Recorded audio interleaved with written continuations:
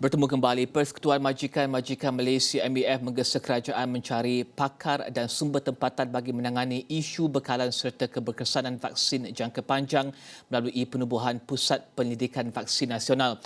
Menurut Presiden MAF, Datuk Dr. Syed Hussein Syed Husman, kerajaan telah melakukan usaha yang baik dengan penubuhan pelbagai pusat vaksinasi dan melibatkan klinik serta hospital swasta bagi membantu usaha itu. Namun menurutnya, perlu ada strategi menyeluruh bagi bekalan vaksin. Tambahnya, untuk menjaga kesihatan serta keselamatan rakyat daripada COVID-19 dan pandemik serupa pada masa akan datang, penting untuk menubuhkan sebuah pusat penyelidikan vaksin nasional berasaskan kepakaran dan sumber tempatan.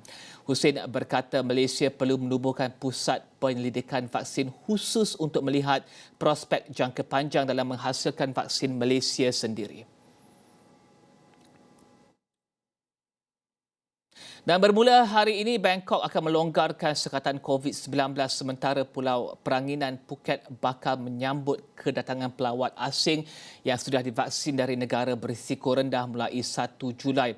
Perdana Menteri Prayut Chan-o-cha memaklumkan keputusan itu diambil selepas pertimbangan sewajarnya dibuat memandangkan wabak di Bangkok terkawal. 70% penduduk tempatan di Phuket, terutama yang terbabit dalam sektor pelancongan, dilaporkan sudah menerima vaksin. Prayut menerusi Facebooknya berkata 5 jenis perniagaan di Bangkok dan tempat-tempat seperti muzium, taman awam, klinik, salon kecantikan dan pusat refleksologi akan dibuka semula. Bagaimanapun, semua akan diarah tutup semula jika gagal mematuhi SOP.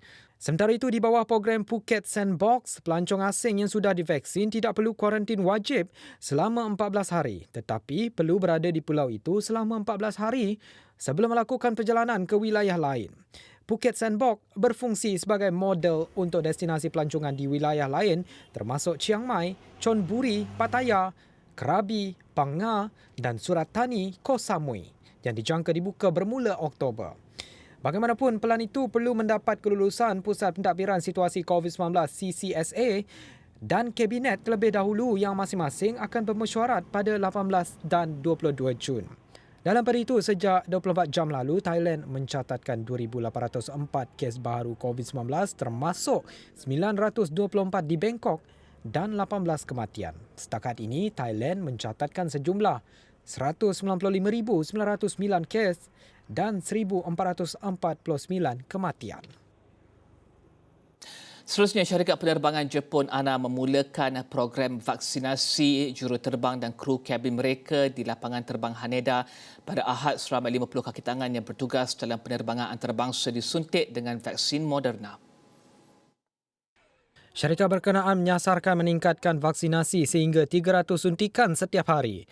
Jepun berusaha mempercepatkan program vaksinasi menjelang tamasya Sukan Olimpik bulan depan. Pakar Perubatan memberi amaran risiko penganjuran Olimpik akan menjadi varian Tokyo. Ia kerana 15,000 atlet asing dan puluhan ribu pegawai, penaja dan wartawan dari sekitar 200 negara akan berada di Jepun dan berpotensi bercampur dengan populasi yang kebanyakannya tidak divaksinasi.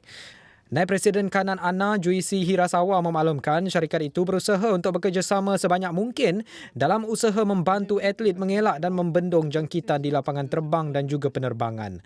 Olimpik dijadual berlangsung mulai 23 Julai. Tokyo dan beberapa wilayah lain berada dalam keadaan darurat sehingga 20 Jun.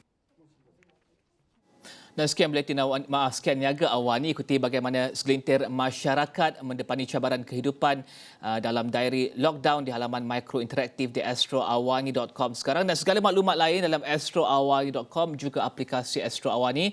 Terima kasih kerana menonton saluran berita paling dipercayai di Malaysia. Saya Rizal Zulkafli untuk Niaga Awani. Salam hormat.